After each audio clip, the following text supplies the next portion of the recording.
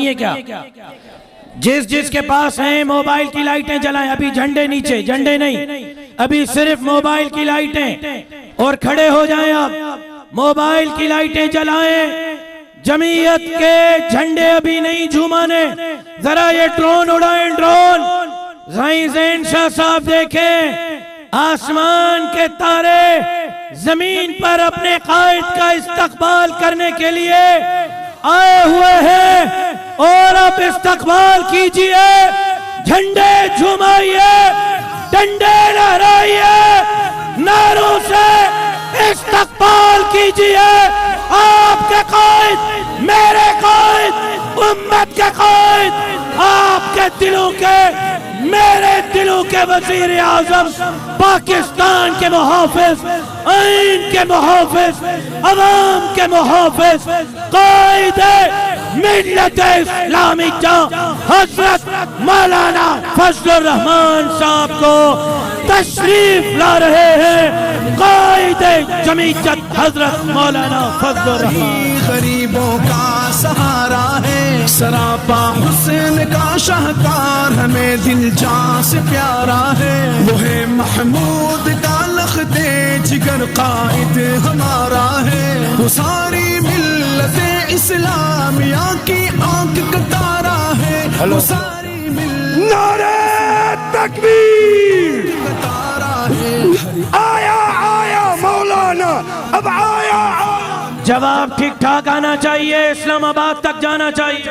अब आया आया, अब आया आया, अब छाया छाया, अब छाया छाया, रोशनियों में आया, फिजाओं में आया, लहराता आया मंजिल से।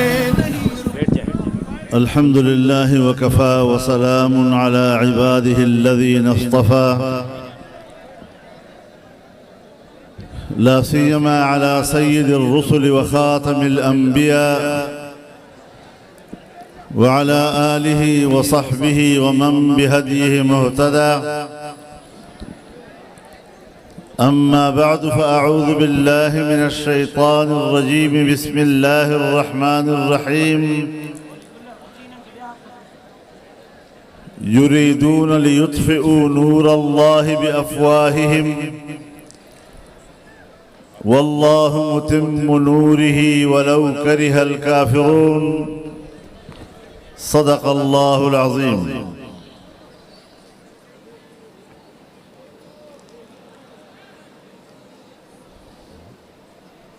जनाब स्पीकर हज़रत साईं अब्दुल क़य्यूम हालिजवी साहब दामद बरकातुहुम, स्टेज पर मौजूद मुअज़्ज़ज़ उलमाए किराम, सियासी ज़ुअमा और मेरे सूबा सिंध के इस अवामी असम्बली के मुअज़्ज़ज़ अराकीन,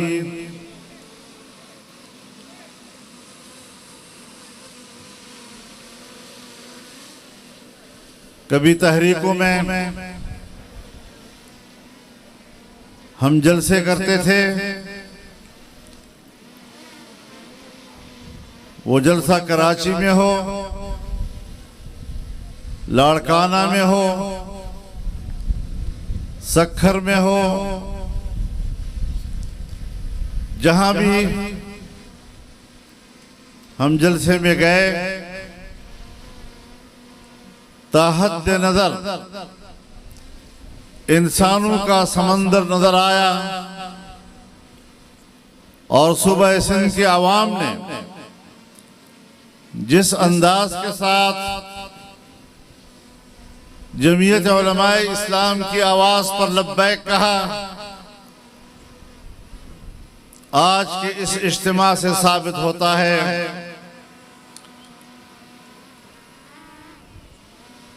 कि आज भी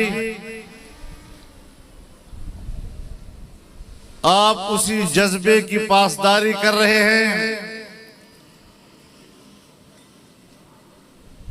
आज भी आप उसी आज़म से सरशार हैं। और अगर हमारी एस्टेब्लिशमेंट ये समझती है कि ये लोग थक जाएंगे, 18 के इलेक्शन में हमने धांधली की और जमीयत के कारकुनों ने 4 साल तहरीक चलाई, आज फिर 2024 में उन्होंने इलेक्शन का जो नाटक रचाया, इनका ख्याल ये था कि शायद अब इनमें कोई दमखम नहीं होगा और अब ये हमारी धांधली पर एहतजाज करने के काबिल नहीं होंगे। लेकिन मैं उनको पैगाम देना चाहता हूं कि हमारे हर कारकुन ने रसूलुल्लाह सल्लल्लाहु अलैहि वसल्लम की इस तालीम को याद किया है, अल जिहाद मादिन इला यौमिल क़ियामा।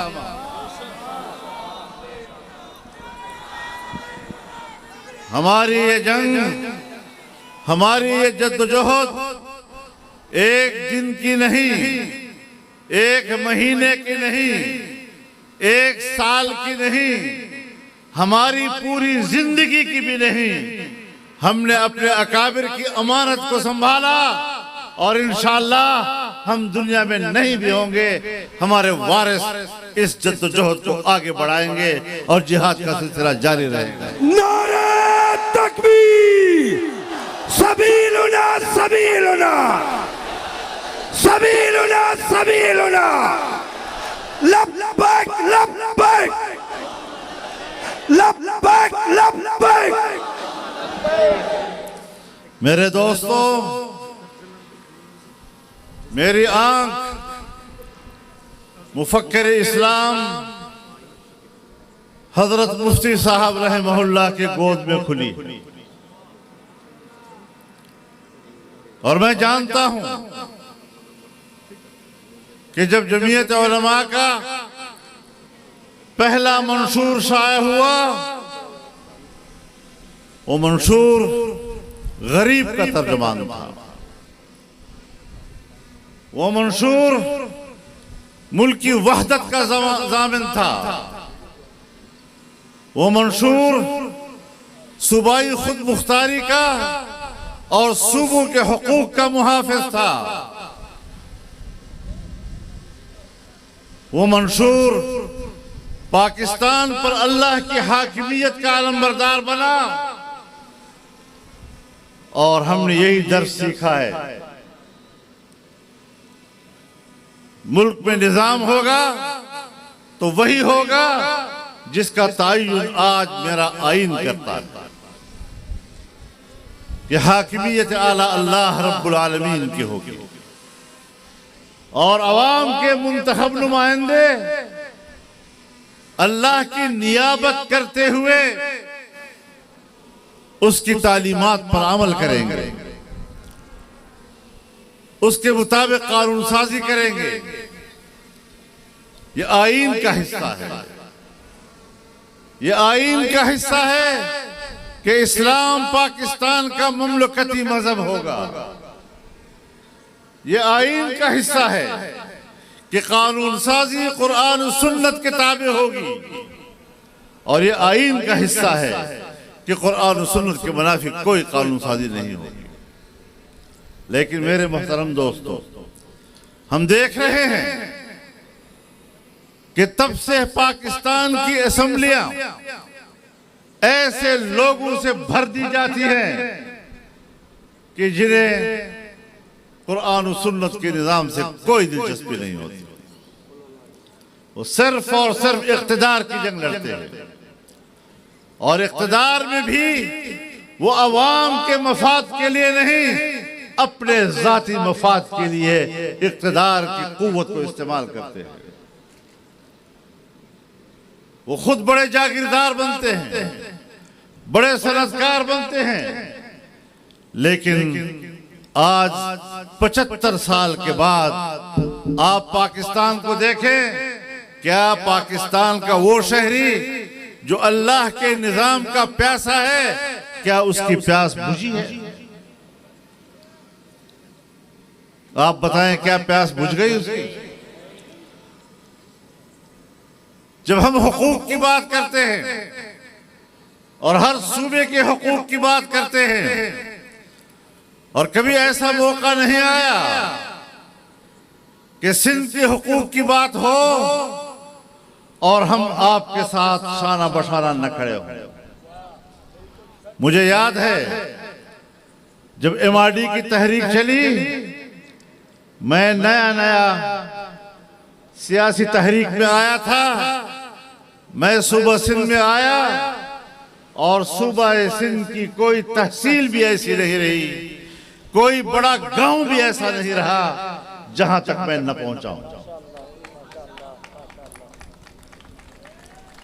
और उस तहरीक में ये तमाम जमातें शामिल थी, जमीयत उलमा भी शामिल, कौम परस्त जमातें भी शामिल थी। हमने उस वक्त भी वो नारे सुने जब आप कहते थे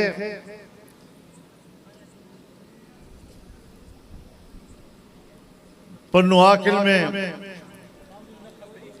छावनी न खप्पे, तो हम छावनी न खप्पे के नारे में आपके साथ थे। लेकिन फिर वो छावनी बन गई। अब आप बताएं, अगर इसमें कोई हमारा कसूर है तो आप बताएं, हम आज भी मैदान में निकल कर आपकी उस छावनी को आपके हवाले कर देंगे इंशाअल्लाह। मैं उस वक्त से आपकी तहरीक का हिस्सा हूं। अब जजीरों की निगरानी करें, ये ना हो कि हम जजीरों के लिए लड़ते रहें और पता चले कि वो तो बिक चुकी है। मौलाना हैदरी साहब के बयान का असल मतलब यही था कि आपने अपने हक के लिए खड़े होना और हम आपके सिपाही बनकर आपके हक की जंग लड़ने के लिए तैयार हैं।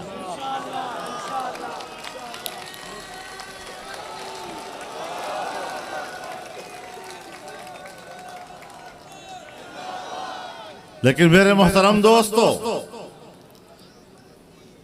आज का ये जो जलसा हो रहा है और अवामी असेंबली के उन्वान से हो रहा है, ये इसलिए हो रहा है कि इंतखाबात के जरिए जो असेंबलियां वजूद में आई हैं वो जाली असेंबलियां हैं। सिर्फ ये नहीं कि वोटों में हेर फेर किया गया, ये नहीं कि वोट के बक्से तब्दील किए गए, बाकायदा असेंबलियां खरीदी गई हैं। सिंध की असेंबली से लेकर ऐवान सदर तक का सौदा हुआ।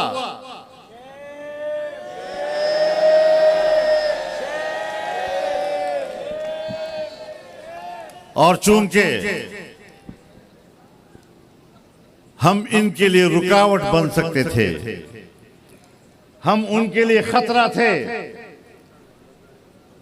तब जमीयत को हरवाना ये उनके इन मकासद में शामिल था कि जमीयत अगर बड़ी कुव्वत के साथ, जितना अवाम का उसके साथ ताल्लुक है, वो असेंबलियों में आती है तो फिर हम न जजीरे बेच सकेंगे, न ऐवान सदर हासिल कर सकेंगे और न हम सूबे की असेंबली हासिल कर सकेंगे।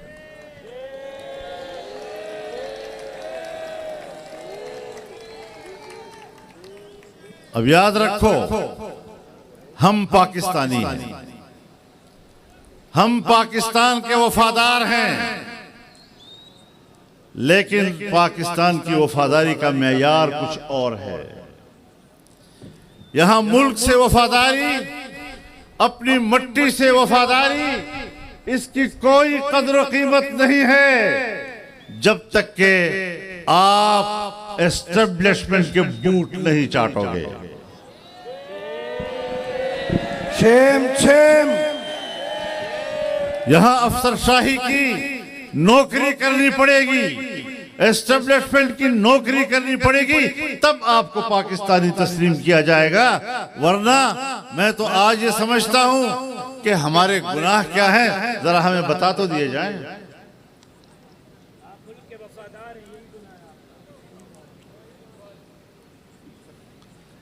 और मैं बताना चाहता हूं, फैसले एस्टेब्लिशमेंट करती है। सूबा खैबर पख्तूनख्वा में जब पीपल्स पार्टी की हुकूमत थी और कबायली इलाकों में फौजी ऑपरेशन का फैसला हुआ,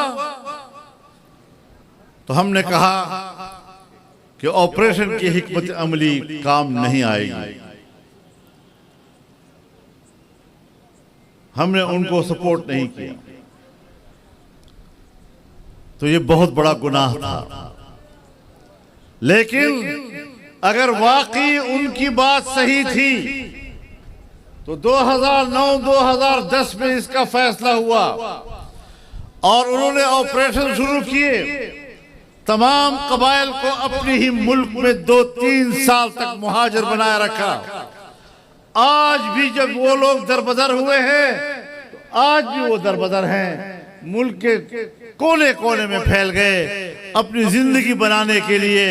कबाइल बर्बाद हो गए, तबाही मच गई, बेघर हो गए। औरतें, हमारी माएं और बहनें, वो बेचारे जो घर से बाहर नहीं निकलती थी, उन बेचारों को बाजारों में भीख मांगनी पड़ी।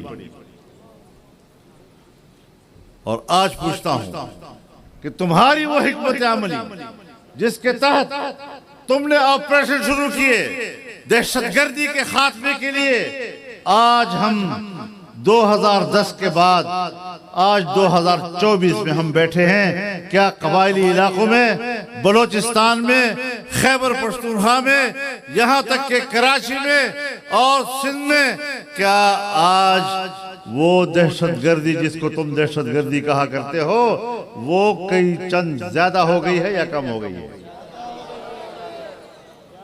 बहुत बढ़ गई है।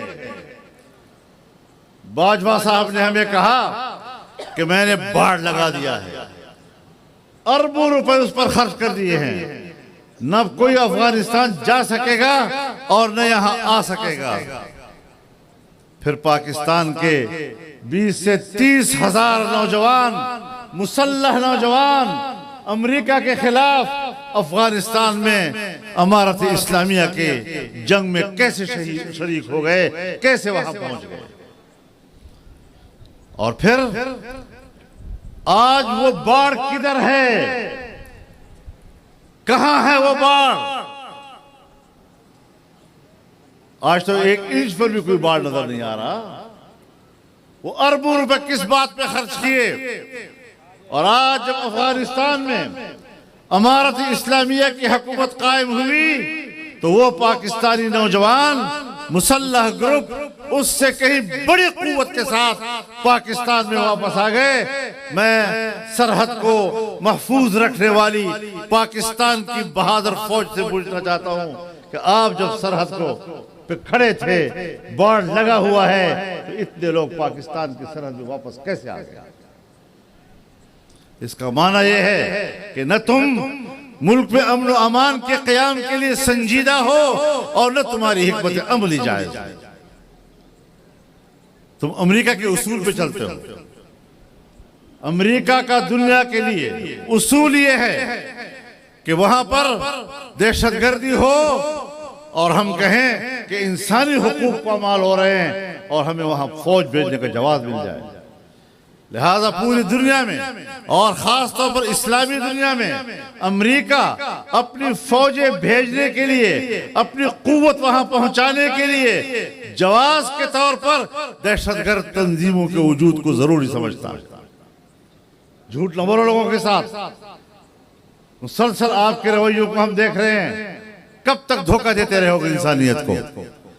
और अमेरिका की खारजा पॉलिसी की असास दूसरी बात कि इस्लामी दुनिया के ममालिक को तोड़ो और छोटे छोटे ममालिक बनाओ, ताकि उनके मफादात पर हम कब्जा कर सकें। तो फिर यही होगा कि फिलिस्तीन में मेरा फिलिस्तीनी भाई वो शहीद होगा, बारूद की आग बरस रही होगी, 7 महीने के अंदर वहां पर 45,000 हमारे बेगुनाह मुसलमान भाई, बच्चे, बूढ़े, खवातीन, बहनें, माएं वो शहीद हो जाएंगी, मलबों की तरह ढेर हो जाएंगी। लेकिन ये लोग अब इस काबिल नहीं रहे। हमारा हर इस्लामी मुल्क आज अमेरिका के कब्जे में है।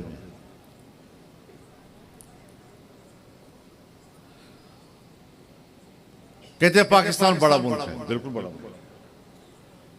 पाकिस्तान सलाहियत वाला मुल्क है, बिल्कुल सलाहियत वाला मुल्क है।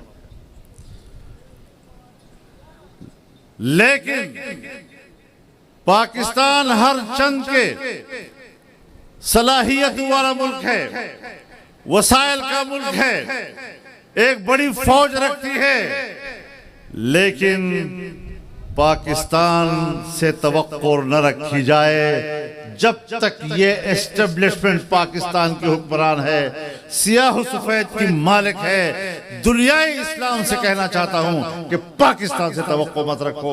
जब इनकलाब लाएंगे और हम इस मुल्क के हुक्मरान होंगे, फिर इंशाअल्लाह पाकिस्तान अमली तौर पर आपके सारा बटाना खड़ा होकर रहेगा। नारे तकबीर, जमीयत उलमा इस्लाम, सबीलुना सबीलुना, सबीलुना सबीलुना, तरीकुना तरीकुना, लब्बैक लब्बैक। हमारी जद्दोजहद महज असेंबलियों तक पहुंचना नहीं है। अब हमारी जद्दोजहद सिर्फ वजारतों तक पहुंचना नहीं है। हमारी जद्दोजहद अपने किसी एक आध हलके के हवाले से एहतजाज की तहरीक नहीं है। हम पाकिस्तान में एक आजाद पाकिस्तान के लिए, खुद मुख्तार पाकिस्तान के लिए, ताकतवर और इज्जत नफ्स के मालिक पाकिस्तान की जंग लड़ रहे हैं। और ये तहरीक जो चल रही है इंशाअल्लाह इस मंजिल को हासिल करेगी।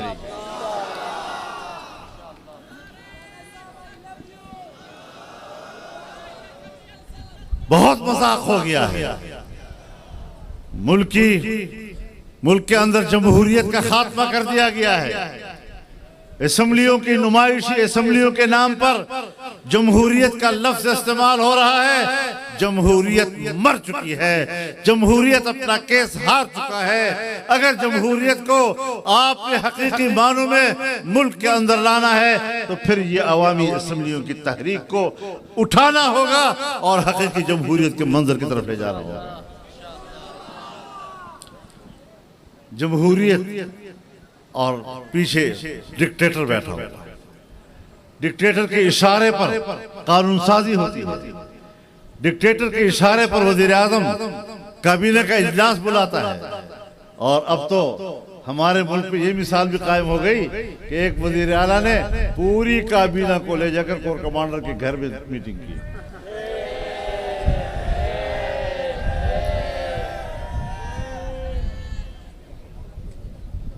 तो जहां पर इलेक्शन को कंट्रोल करते हैं फौज वाले, जब हुकूमत को कंट्रोल करते हैं फौज वाले, जनरल्स वो मुल्क को कंट्रोल करते हैं, मैं उनसे एक सवाल पूछ सकता हूं? जब यहां पर अगर कोई मुसल्लह तहरीक उठती है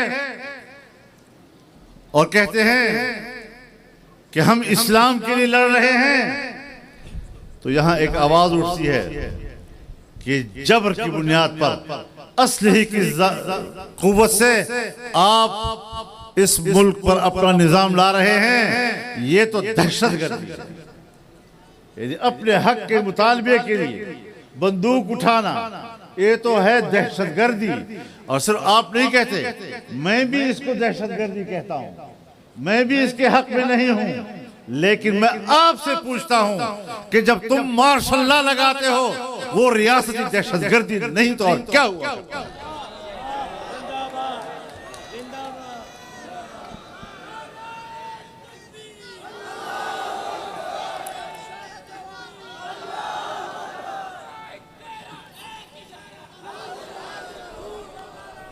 आप मुस्तकिल तौर पर पाकिस्तान की सियासत को कंट्रोल कर रहे हैं और उसके सबसे बड़ी अलामत एपेक्स कमेटियां हैं। तहसील में कोई मीटिंग होती है आपका मेजर बैठता है, अगर जिले में कोई मीटिंग होती है आपका कर्नल बैठता है उसमें, अगर डिवीजन में कोई इजलास होता है सिविलियन अफसरान का तो उसमें आपका ब्रिगेडियर बैठता है। जब सूबे में कोई इजलास होता है, सूबाई हुकूमत करे, इंतजामिया करे तो आपका कोर कमांडर उसमें बैठता है। विफाक की सतह पर हुकूमत का कोई इजलास हो तो फिर आपके एपेक्स कमेटी के नाम पर आर्मी चीफ बैठता है। आप बताएं कि आप सिविल इंतजामिया के तमाम फैसलों को हर सतह पर अपने कंट्रोल में नहीं रखते? ये क्या है फिर इसके अलावा? ये है क्या इसके अलावा? लिहाजा अब मसला सिर्फ इलेक्शन का नहीं है, पूरे तौर अतवार को तब्दील करना होगा।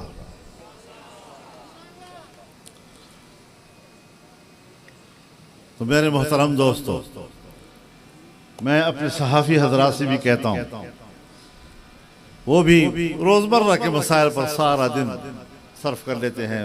हमारे जो चैनल्स हैं जो उनको देखते हैं, कोई पता नहीं होता मुल्क और दुनिया किधर जा रही है। वो फलाना उन्होंने ये जुमला कह दिया, उसने इस तरह हंसा, वो उसको हंसा, वो इस तरह रोया, वो उस तरह रोया, और वो क्यों रोया, वो क्यों कमरे से बाहर निकला, क्यों कमरे के अंदर गया, इससे बढ़कर कोई तबसरा नहीं है। क्यों? माफ फरमाइए, बड़े अदब व एहतराम से कहना चाहता हूं कि आज जर्नलिज्म नहीं है, आज जर्नलिज्म की जगह कर्नलिज्म ने ले ली है।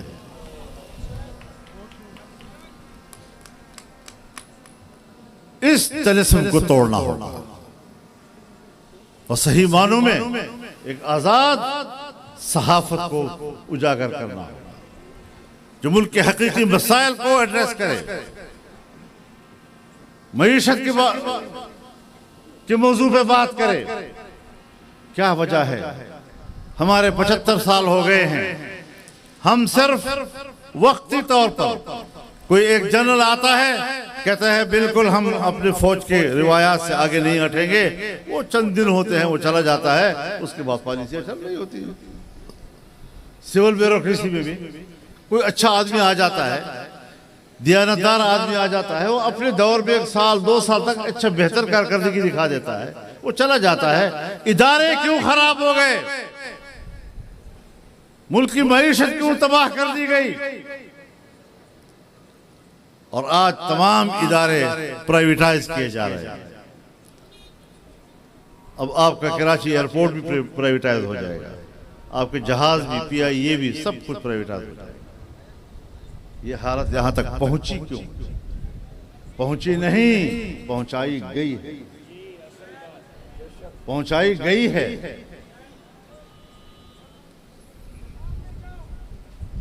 कई सालों से यूरोप के कितने ममालिक हैं जहां पर PIA का उतरना ममनू है। क्यों ममनू कर दिया गया? कुछ गलतियां आपसे हुई। आज भी हमारा मुल्क जरी मुल्क होने के बावजूद गरीब आदमी आटे को रो रहा है, गंदम को रो रहा है, भीख मांग रहा है, भूख के मारे बिलबिला रहा है, बच्चा उसका भूखा है। ये हालत क्यों 75 साल तक आज हम नीचे चले गए हैं? लतीफ भाई ने कहा कि 45 लाख बच्चे सिंध में स्कूल में नहीं जा रहे, तो मैं उन्हें कहना चाहूंगा कि आपके पास अगर इलाज नहीं है तो इसका इलाज हमारे पास है।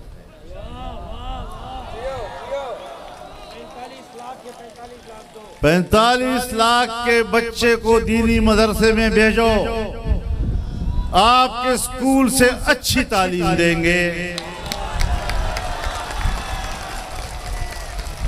आपके बच्चे को मुफ्त तालीम देंगे, मुफ्त किताबें मिलेंगी। आपके बच्चे देहात से दूर पैदल जाए और वापस आए नहीं, हर बच्चे को हॉस्टल में मुफ्त जगह मिलेगी, मुफ्त बिजली मिलेगी और मुफ्त खाना मिलेगा। ले आओ दीनी मदरसों में ताकि वो तालीम हासिल करे। सवाल उठा रहे हो दिन रात, दीनी मदरसा ऐसा है और दीनी मदरसा ऐसा है, और दीनी मदरसे वाले लोग ये मेन स्ट्रीम का हिस्सा नहीं है। अपनी बात करो। तुम्हारे निजाम में क्या कोई पढ़ा लिखा पैदा हो सकता है? अक्सरियत उन पढ़े लिखों के सामने आती है जो पढ़ा लिखा जाहिल कहलाया करता है।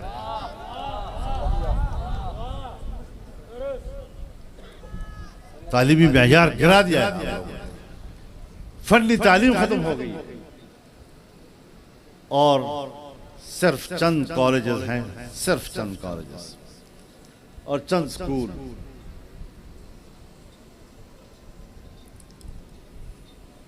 एचएसएन कॉलेज हो गया, बर्न हॉल हो गया, बेकन हाउस वाले हो गए, कराची के ग्रामर स्कूल वाले हो गए। सब इन्हीं इदारों से निकलकर ये फौजी भी बनते हैं, सरकारी अफसर भी बनते हैं, ताजिर भी बनते हैं, कारोबारी तबका भी बनते हैं। आम स्कूलों में पढ़ने वाले बच्चे वो मुल्क पे कोई बड़ा किरदार नहीं अदा कर सकते। तो आज तक तुम अपने ज़ेर इंतजाम तालीमी इदारे के नौजवानों को इस काबिल नहीं बना सकते कि वो मुल्क का वजीर बन सके, मुल्क का बड़ा अफसर बन सके। तो अगर तालीम दिलानी है और अच्छी तालीम दिलानी है तो उसकी जगह दीनी मदरसा है जो मुफ्त तालीम देगा। और ये सिर्फ हमारी हुकूमत थी जब हमने पहले साल प्राइमरी की तालीम मुफ्त कराई खैबर पख्तूनख्वा में, अगली साल हमने मिडिल को मुफ्त कराया, अगले साल हमने मैट्रिक को मुफ्त कराया, और जिस साल हम हुकूमत छोड़ रहे थे तो हमने बजट में FFEC को भी मुफ्त करा दिया। तमाम अस्पतालों में इमरजेंसी मुफ्त कर दी और ये कदम था लोगों के मुफ्त इलाज की तरफ। लेकिन जो मुल्क की खिदमत करते हैं लेकिन वो बूट पॉलिश करने के लिए तैयार नहीं होते, आप उनको इक़्तिदार से दूर रखते हैं। ये ताकत नहीं चलेगी, ये ताकत नहीं चलेगी। मेरे मोहतरम दोस्तों,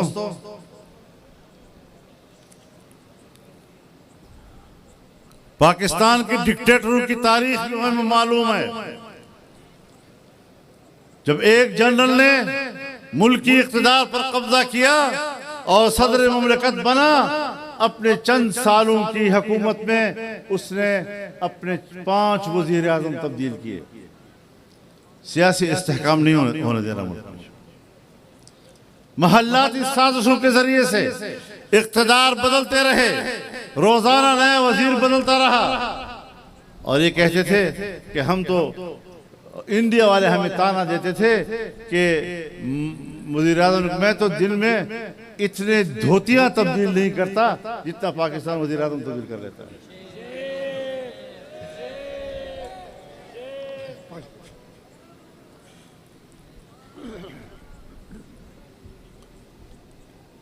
फिर मार्शल लॉ आई, मार्शल लॉ में पाकिस्तान के 3 दरिया बेच दिए गए। आज हम रोते हैं कि इंडिया डैम बांध रहा है और हमारा पानी रोक रहा है, हमारी ज़राअत का क्या बनेगा?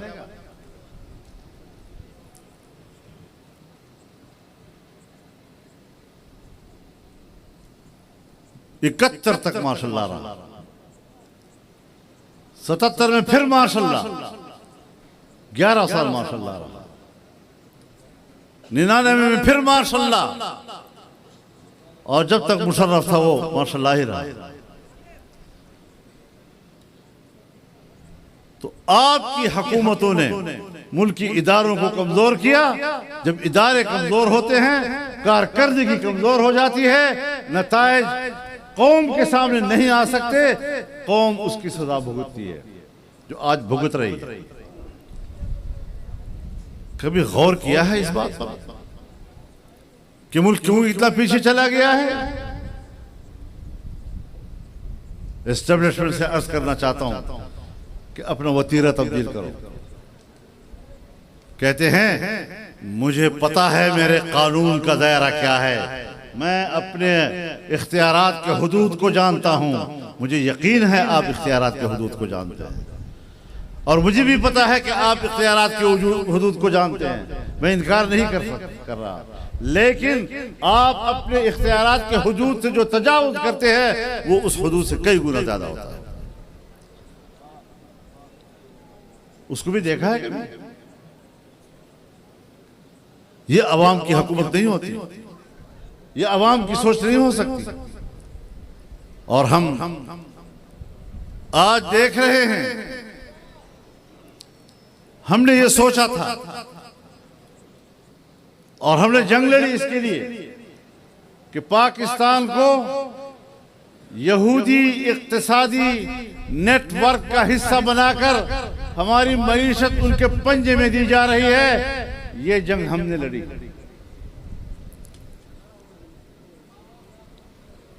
हमने ये जंग लड़ी कि कादियानियों को दोबारा मुसलमान का स्टेटस देने की कोशिश की जा रही है, हम नहीं होने देंगे। और हमने वो एजेंडा नाकाम बनाया। लेकिन आज जब हम सुप्रीम कोर्ट की तरफ देखते हैं तो हमारे चीफ जस्टिस साहब एक फैसला देते हैं, वो महज एक जमानत का मसला है, और उसमें वो चीजें लिखते हैं जिसका उसको उस मुकदमे से कुछ ताल्लुक है। और फिर कहते हैं कि इनको तो तबलीग का भी हक है और इनको तो सबका हक है।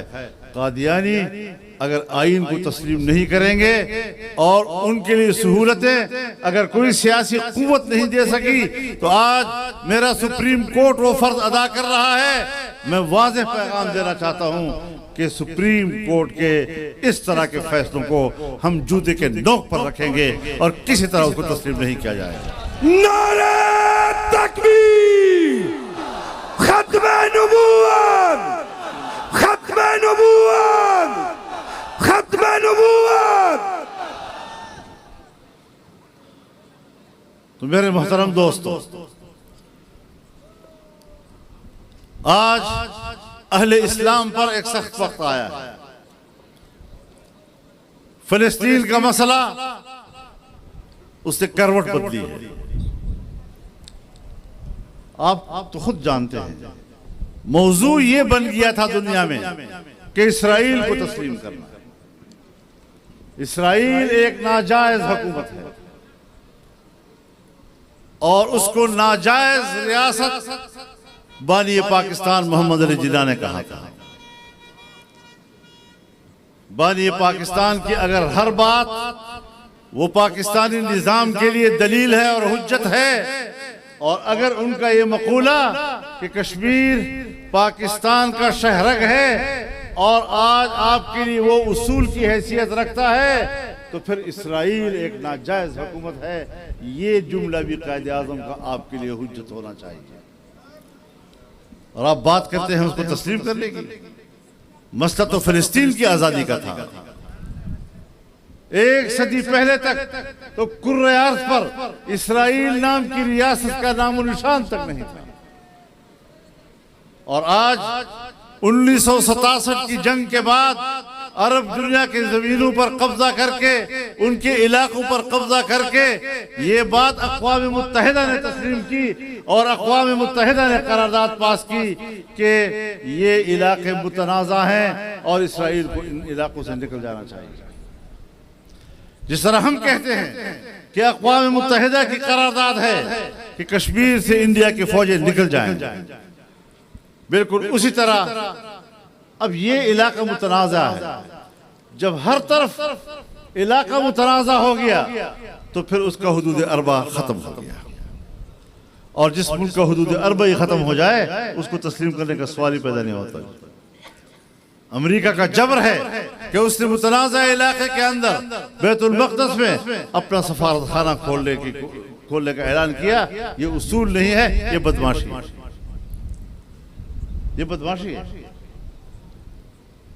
लेकिन जिस फिलिस्तीन की आज़ादी की बात करते हैं हम और मसले के रुख को फिलिस्तीन की आज़ादी के उन्वान की तरफ तब्दील करना है, वो आज इस वक्त हमास के हमले के बाद जो भी इक़दाम हुआ है, ये फिलिस्तीन की आज़ादी की तरफ पहला कदम है और हम उनके शाना बशाना करें। तो हमारा गुनाह ये है, जमीयत का गुनाह ये है कि एस्टेब्लिशमेंट कहती है हम ऑपरेशन करेंगे, हम कहते हैं ऑपरेशन हल नहीं है, आज तक भी हल नहीं हुआ। नवाज शरीफ की हुकूमत में फाटा इंतजाम का मसला आया, हमने कहा गलत फैसला है, ये कबाइल को नुकसान देगा, कबाइल के स्टेटस को नुकसान देगा, आने वाले मुस्तकबिल में हमारे लिए सरहदी तनाज़ा पैदा करेगा, आप इस तरह न जाएं। मान भी गए, फिर दबाव आया कि नहीं करना है, और खुद मुझे आर्मी चीफ ने कहा कि आप क्यों मुखालफत कर रहे हैं। तो अमेरिका के दबाव पर आपने किया, हमने मुखालफत की। फिर शहबाज शरीफ साहब की हुकूमत में आपने रेकोडेक के हवाले से जो बलूचिस्तान का हक है कानून साजी की, और हमने सोचा कि ये सूबाई हक में मुदाखलत है, सूबाई इख्तियार में मुदाखलत है। हमने काबीना से भी वॉकआउट किया, हमने असेंबली में वोट इस्तेमाल नहीं किया। तो अब आप मुझे बताएं कि जब हम अपनी राय के मुताबिक सही फैसला देंगे और आप बाहर की कुव्वतों के दबाव पर हर कीमत पर कानून साजी करेंगे, बैनुल अक़वामी मफादात के लिए करेंगे, और मेरा मौक़िफ़ पाकिस्तानी मफाद के लिए होगा, पाकिस्तान के सूबों के मफाद के लिए होगा, अवाम के मफाद के लिए होगा, तो हमें सजा दी जाएगी कि आपको इक़्तिदार में नहीं आना चाहिए, असेंबली में आपको नहीं आना चाहिए। मेरा गुनाह क्या है? यही गुनाह था कि मैंने हमास की हिमायत का ऐलान किया और मैं हमास की क़यादत के लिए कतर चला गया, और उनके साथ मेरी तस्वीरें आई तो हंगामा खड़ा हो गया, और अमेरिका बहुत नाराज हुआ क्योंकि वो तो इसराइल को सपोर्ट करता था, हमास तो उसके खिलाफ लिए दहशतगर्द तंजीम थी, हमारी मुलाकात दहशतगर्द तंजीम से हो गई। तो ये बात कि मैं उम्मत मुस्लिमा के एक सही मौक़िफ़ की हिमायत करूं, लेकिन अमेरिका को वो नापसंद है, मेरी एस्टेब्लिशमेंट अमेरिका की तरजीहात को कबूल करती है, और मैं एक मुसलमान की आज़ादी की बात करता हूं, मुझे उसको सजा दी जाती है। नारे तकबीर, मुर्दाबाद मुर्दाबाद मुर्दाबाद मुर्दाबाद। मेरे मोहतरम दोस्तों, हमारा गुनाह क्या है? यही गुनाह कि जब पाकिस्तान और अफगानिस्तान के ताल्लुकात खराब हो रहे थे और एक दूसरे के मुकाबले में फौजें आ रही थी, और इन हालात में मैं अफगानिस्तान गया, मैंने एक हफ्ता वहां गुजारा, मैंने तमाम मामला ठीक करा दिए, तमाम मामला ठीक हो गए, वो भी राजी थे और ये वाले हमारे वाले भी राजी थे। लेकिन अमेरिका ने कहा कि हम तो अफगानिस्तान की अमारत इस्लामिया को कमजोर करना चाहते हैं। एक आदमी वहां जाकर मामला ठीक करता है, उनको तहफ़्फ़ुज़ देता है, तो फिर हमारे खिलाफ नाराजगी दुनिया में पैदा हुई। अब मैं सिर्फ असेंबली का मेंबर बनने के लिए हक को छोड़ दूं, हक वाले मौकों को छोड़ दूं, इस्लामी दुनिया के मफाद को छोड़ दूं, अपने मुल्क के मफाद को छोड़ दूं, ये वो चीजें हैं कि जिसकी बुनियाद पर आज हमारे इस जलसे में और इससे आगे भी जो होंगे समंदर होगा इंसानों का। ये सब कुछ देखते हुए भी इलेक्शन में जाली नताइज की बुनियाद पर जमीयत को हराया जाएगा और कौम परस्तों को भी हराया जाएगा और घरों में बिठाने की कोशिश की जाएगी।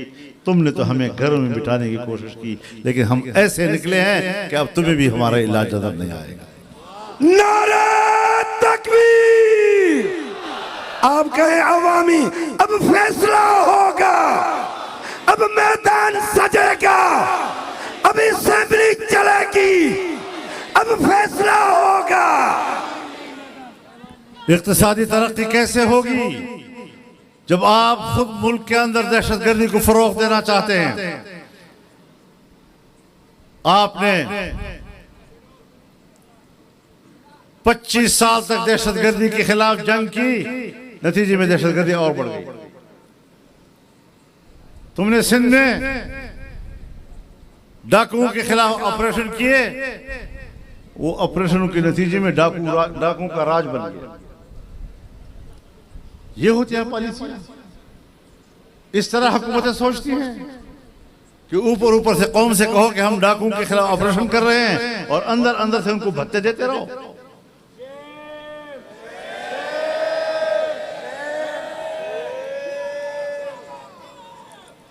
मुझे बाकी तो मालूम नहीं, लेकिन अपने सूबे के बारे में मुझे मालूम है कि जो भी सरकारी टेंडर आता है, अगर वो 10 अरब का है तो उसमें 10% हिस्सा वहां की मुसल्लह तंजीमों का होता है, हुकूमत की रजामंदी के साथ। आप उनको अपने सरकारी फंड में से 10% उनको हवाले करें, ये दहशतगर्दी को सपोर्ट नहीं है। लेकिन अगर एक गरीब आदमी के घर पर बड़े बड़े लंबो बालों वाले और मूछों वाले मुसल्लह बंदूकों के साथ घर में आ जाएं और कहें हमें जरा चाय पिलाओ, वो बेचारा चाय नहीं पिलाएगा तो क्या करेगा? कहते हैं खाना खिलाओ, वो नहीं खिलाएगा तो क्या करेगा? अगले दिन फौज आती है और उस घर वाले को उठा लेती है, आपने चाय क्यों पिलाई? अब ये नहीं देखते कि तुम सरकारी फंड से 10% उनको दे रहे हो, वो जुर्म नहीं है। लेकिन गरीब आदमी के घर में अगर एक कप चाय पी ली तो गरीब आदमी को दुनिया को दिखाते हैं जैसे हम दहशतगर्दी के साथ जंग लड़ रहे हैं। ये दिखावे नहीं चलेंगे। आप मुल्क को ठीक करो, वरना हम मैदान में हैं, हम रोडों के ऊपर हैं। मामला सुधारो, इलेक्शन दोबारा कराओ, मुनसिफाना इलेक्शन कराओ। अगर कौम मुझे नहीं चाहती, मुझे कोई गिला नहीं, मुझे कोई गिला नहीं। लेकिन अगर कौम मुझे चाहती है और आप नताइज तब्दील करके मेरा हक किसी और को देते हैं तो ये तस्लीम नहीं किया जाएगा। ये फौज के हाथ में जो हमने बंदूक दी हुई है वो हमें तहफ़्फ़ुज़ देने के लिए है, हमें गैर महफूज बनाने के लिए नहीं। आज पाकिस्तान एक गैर महफूज रियासत है। एक गैर महफूज रियासत क्यों बना? गैर महफूज होना ये किसकी जिम्मेदारी है? हिफाजत किस इदारे की जिम्मेदारी है? और वो अपनी हिफाजत में क्यों नाकाम हो गए? क्या इस बात पर भी गौर किया जाएगा? या जब हम हक़ाइक़ बयान करेंगे तो हम मुजरिम होंगे? उन्होंने अपनी गलतियों की इस्लाह नहीं करनी तो हम यही कहेंगे कि ये गलती नहीं, आपकी आमदन पॉलिसियां हैं। तो मेरे मोहतरम दोस्तों, इंशाअल्लाह इस तहरीक को आगे बढ़ाना है और ये आगाज है। पहला जलसा हमारा पशीन में हुआ, बहुत बड़ा जलसा।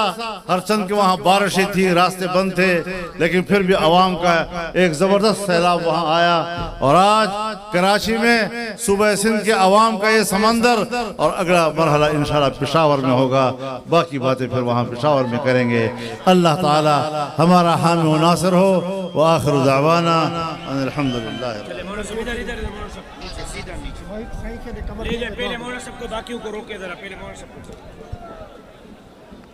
भाईजान, आप सबको दोनों हाथों से सलाम, आपका शुक्रिया अदा करता हूँ। एक एक